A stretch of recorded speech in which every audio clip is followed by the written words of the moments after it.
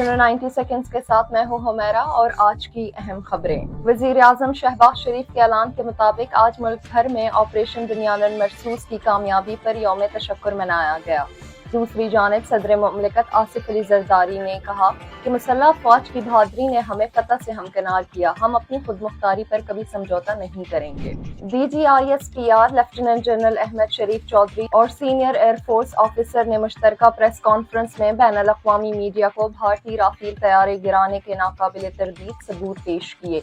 सबूतों में भारतीय तैयारों के नंबर और तबाह होने की लोकेशन भी शामिल। पाक फौज के साबिक लेफ्टिनेंट जनरल आमिर रियाज ने पाक भारत की हालिया कशीदगी के हवाले से कहा कि भारतीय सियासी क़यादत ने अपनी अफवाज पर वो बोझ डाला जो वो उठाने के काबिल नहीं थे। हमने पूरे तहम्मुल का मुजाहिरा किया, पाकिस्तान ने जवाब दिया तो भारत को सीज फायर की तरफ जाना पड़ा। यूरोप की डिफेंस तज्जियाती वेबसाइट ने एंटी एयरक्राफ्ट सिस्टम S-400 की तबाही को पाक भारत जंग का सबसे बड़ा वाक़या करार दे दिया। जनूबी एशिया की दो एटमी ताकतों पाक भारत के दरमियान जंगबंदी में अहम किरदार अदा करने वाले अमरीकी सदर डोनाल्ड ट्रंप ने कहा कि वो पाकिस्तान और भारत के साथ मिलकर देखेंगे कश्मीर के तनाज़े का कोई हल निकाला जा सके।